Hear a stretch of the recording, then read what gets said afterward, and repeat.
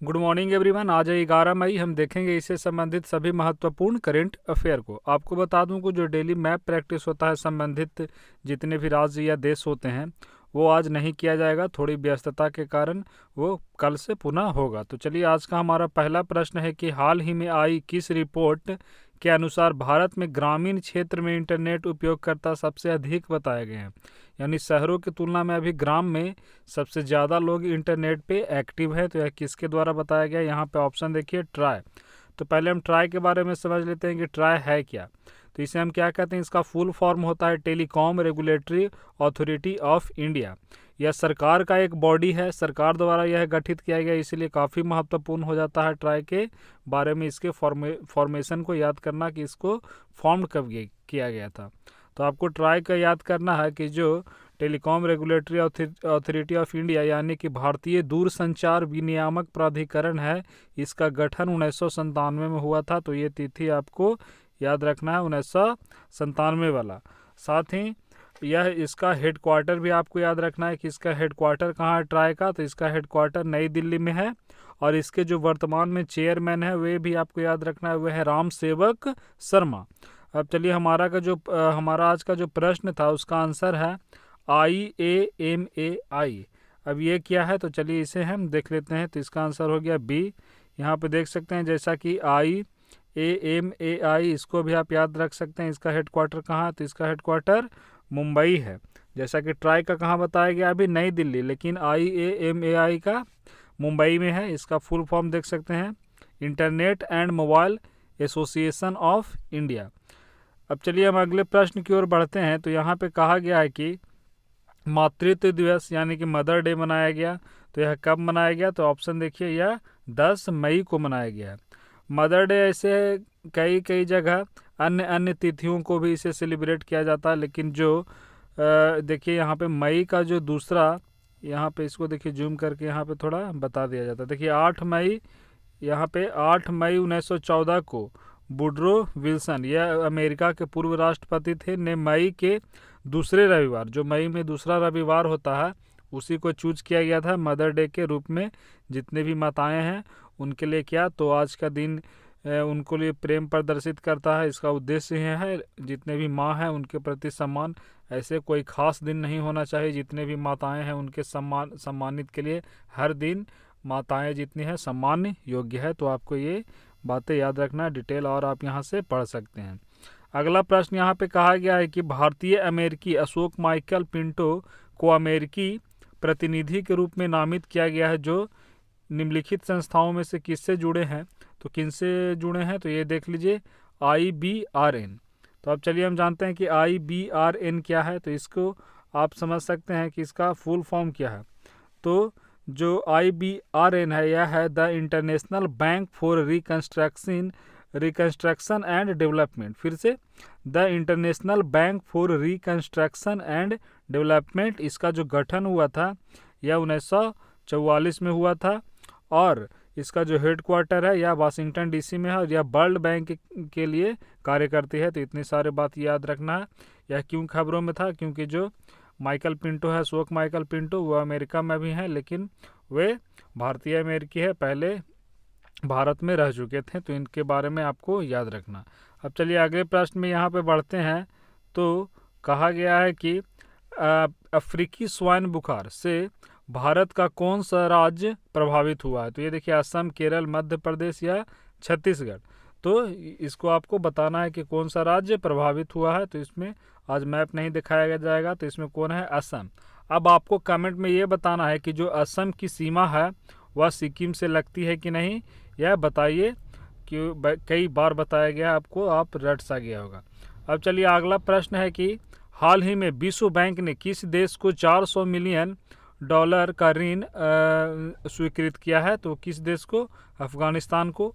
अफगानिस्तान का लोकेशन आपको क्लियर होगा, इसकी सीमा आप देख रहे होंगे जैसा कि ईरान और पाकिस्तान।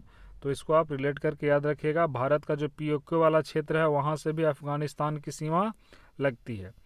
आगे चलिए, यहाँ पे कहा गया है कि हाल ही में किस राज्य सरकार ने मंडी अधिनियम में संशोधन किया है?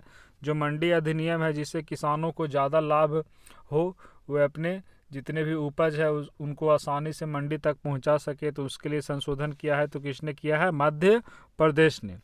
अगला प्रश्न यहाँ पे है कि किसने ऑनलाइन प्लेटफॉर्म लॉन्च किया है? तो यह महिंद्रा के द्वारा किया गया है। जितने भी जो कार की कंपनी है महिंद्रा, इसके अलावा अन्य भी चीज़ बनाती है, तो उसी के द्वारा ऑनलाइन लाया गया है।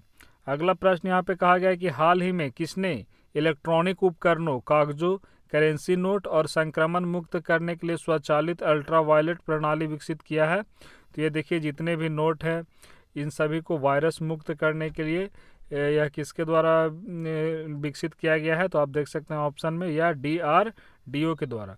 अब ऑप्शन ए में देखिए, यहाँ पे इसरो का जिक्र किया है, तो आपको बताना है कि इसरो का फुल फॉर्म क्या है। तो इसरो का फुल फॉर्म क्या है? Indian space of research organisation. अब चलिए हम जानते हैं कि इसरो का गठन कब हुआ था। तो जो इसरो है उसका गठन 15 अगस्त को ही हुआ था। और कब हुआ था? तो 1969 में, अर्थात हमारी जो स्वतंत्रता दिवस है उसी दिन 1969 में। तो ये तिथि आपको याद रखना है। जो इसरो है इसकी जो हेड क्वार्टर है वह बेंगलुरु में है, कर्नाटका में। और इसको जो चेयरमैन है ये आपको याद रखना है, कई बार पूछा गया, के सिवन। जो के सिवन है वे इसरो के चेयरमैन है। अब चलिए, इसरो संबंधित सभी फैक्ट हो गया। अब हम देख लेते हैं DRDO। DRDO को हम क्या कहेंगे? Defence research and development organisation. इसका जो फॉर्म्ड हुआ वह क्या हुआ? तो 1958 में। तो समझ सकते हैं आप, इसरो से पहले किसका उद्घाटन हुआ, जो का गठन हुआ था वो हम कह सकते हैं। तो इसरो से पहले DRDO का गठन हुआ था। DRDO के लिए जो रिस्पॉन्सिबल है, हमारी कौन सी मिनिस्ट्री है? तो हमारी जो मिनिस्ट्री ऑफ डिफेंस है, रक्षा मंत्रालय, वह DRDO उसी के अंतर्गत कार्य करती है, जो रक्षा मंत्रालय है। तो अभी हम कह सकते हैं कि जो इसके लिए DRDO के लिए जो रिस्पॉन्सिबल मिनिस्टर है वे कौन है? तो वे राजनाथ सिंह है, क्योंकि वही अभी रक्षा मंत्री है। साथ ही आपको कहा जाए कि जो इसके चेयरमैन है, जैसा कि बताया गया इसरो के चेयरमैन कौन है? तो के सिवन। तो इसी प्रकार DRDO के चेयरमैन कौन है? तो G सतीश रेड्डी। तो ये भी याद रखना है, G सतीश रेड्डी DRDO के क्या है? तो चेयरमैन है। तो यहाँ से सारे कंप्लीट हो गया होगा। अगला यहाँ पे देखिए, कहा गया कि आयुष कवच ऐप की सरकार द्वारा लॉन्च किया गया, अर्थात किस सरकार द्वारा? ये पहले भी बताया गया था। तो यह किसके द्वारा लॉन्च किया गया है? उत्तर प्रदेश के द्वारा। यहाँ के मुख्यमंत्री कौन है? योगी आदित्यनाथ। एवं यहाँ के राज्यपाल आनंदीबेन पटेल। यहाँ की राजधानी लखनऊ है, जो कि किस नदी के किनारे है? गोमती नदी के किनारे। यहाँ का एक नेशनल पार्क आपको बताया गया था कि दुधवा नेशनल पार्क, वो रट जाइएगा, बार बार बताया जा रहा है, तो ये अब याद हो गया होगा। इसके लोकेशन को भी कई बार बता दिया गया था कि जो इसकी सीमा है 9 राज्यों से लगती है, और एक देश किससे लगता है? तो ऊपर में नॉर्थ में, यानी कि नेपाल से लगता है। तो ये सारी बातों आपको यहाँ से याद रखनी है। अब आगे देखिए कि फ्रीडम ऑफ स्पीच अवार्ड 2020 से किस भारतीय अमेरिकी को सम्मानित किया गया? तो यह भी भारतीय अमेरिकी हैं, अर्थात भारतीय मूल के रह चुके हैं लेकिन अभी अमेरिका में रहते हैं। तो ये देखिए, सिद्धार्थ वरदराजन। यहाँ पे देख सकते हैं, यही है सिद्धार्थ वरदराजन। ये देख रहे हैं जो ये है एलिना मिलासिना, इन सभी को मिला है, लेकिन भारतीय मूल का पूछा है तो आपको ये नाम याद रखना, सिद्धार्थ वरदराजन। आप यहाँ पे जैसे कि जान सकते हैं, आपको ये याद रखना है कि यह जो पुरस्कार दिया गया यह किस क्षेत्र में दिया जाता है, ये याद रखना आपको। तो यह मीडिया के क्षेत्र में दिया जाता है। मानवाधिकार यानी कि जो ह्यूमन राइट और बोलने की आज़ादी के लिए अभी किस लिए दिया गया? तो अभी जो कोरोना वायरस जो फैला हुआ है, इसी के चलते कोई देश कहीं उत्पीड़न तो नहीं कर रहा है वहाँ के जितने भी जनता है, तो उसी के लिए दिया गया है। जो कोरोना संकट के दौरान उन देशों की सत्ता द्वारा उत्पीड़न की कार्रवाई के लिए ये मुखबिर का कार्य किए हैं, सारे न्यूज़ को पब्लिक में लाए हैं, तो इसलिए दिया गया है। ये जो वरदराजन है वे कौन से संपादक हैं, किसके संस्थापक हैं? तो द वायर का। तो ये भी आपको याद रखना है। यहाँ पे अगला प्रश्न कहा गया कि हाल ही में सैमसंग ने सैमसंग पे डेबिट कार्ड लॉन्च करने के लिए किस कंपनी के साथ समझौता किया है? तो यह अमेरिकी कंपनी सोफी के साथ समझौता किया है। किसने? तो सैमसंग ने। चलिए कल के प्रश्न का टेस्ट देखते हैं कितना आपको याद है। वीडियो को पॉज करके आप इसको कमेंट में लिखिएगा कि कितना सही हुआ। तो उसी के अंतर्गत है कि मित्र प्रवासी राहत जो ऐप है कौन सी राज्य की सरकार द्वारा लॉन्च किया गया? तो आप इसे देखिए, यह पहले आपको वीडियो को रोकना है। तो यह किसके द्वारा किया गया है? उत्तर प्रदेश के द्वारा। अगला प्रश्न यहाँ पे कल का था कि KFH टूर्नामेंट जो हुआ उसमें जो अर्थात 1997 से यह हो रहा है, उसके जो इस से संबंधित किस जो व्यक्ति थे पंडांडा कुटप्पा, उनका निधन हो गया। तो आपको बताना है कि KFH जो टूर्नामेंट है वह किस खेल से संबंधित है। तो ऑप्शन देखिए यहाँ पे, तो वह हॉकी से संबंधित है। जैसा कि आपको पता होगा कि जो KFH है उसका नाम ही है क्या, कोवाडा फैमिली हॉकी टूर्नामेंट। तो आप इसे यहाँ से रिलेट करके याद रख सकते हैं। अगला प्रश्न देखिए, यहाँ पे कहा गया है कि रक्षा मंत्रालय ने 37 एयरफील्ड की, यानी जितने भी हवाई अड्डे हैं 37 हवाई अड्डे, उसको आधुनिकीकरण के लिए किसके साथ समझौता किया है। तो आप यहाँ ऑप्शन में देखिए, तो यह किसके साथ किया है, टाटा पावर के साथ।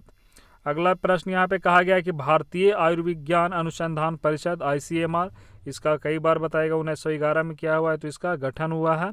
तो ICMR ने अभी अपनी क्या किया है, तो किट डिलीवरी के लिए किसके साथ हाथ मिलाया है। तो आप इसे ऑप्शन में देखिए, तो किसके साथ मिलाया गया, भारतीय डाक के द्वारा। अब चलिए अगला प्रश्न कल का था कि झारखंड सरकार ने राज्य में पान मसाला जितना भी गुटखा है उस पर उसके 11 ब्रांड पर अभी बैन कर दिया। तो कितने साल के लिए किया, ऑप्शन में देखिए, यह 1 साल के लिए किया गया है।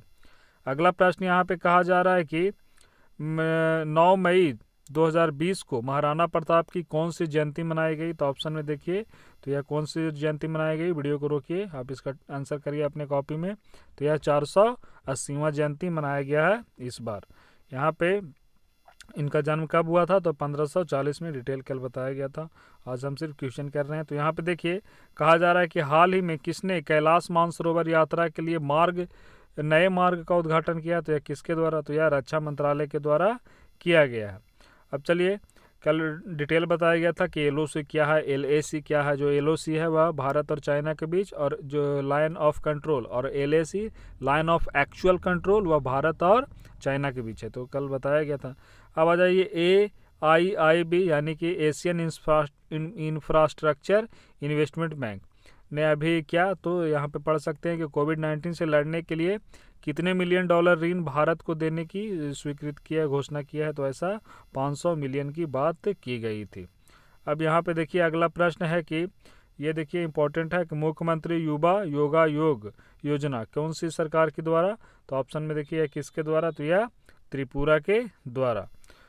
फिर देखिए अगला प्रश्न यहाँ पे है कि विश्व पक्षी प्रवासी दिवस कब मनाया गया। हाल ही में आपको बताया गया था कि मई के शायद दूसरे शनिवार को मनाया जाता है।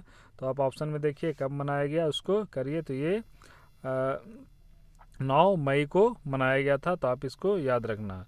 अब चलिए अगले प्रश्न यहाँ पे कहा गया है कि भारत ने किस देश के साथ कोकिंग कोल के लिए समझौता किया है। तो किसके साथ, रसिया के साथ किया है। ऑप्शन में आप ऐसा देख सकते हैं। यहाँ पर है मूडीज ने वित्त वर्ष 21 में भारत की GDP ग्रोथ को घटाकर कितना कर दिया है।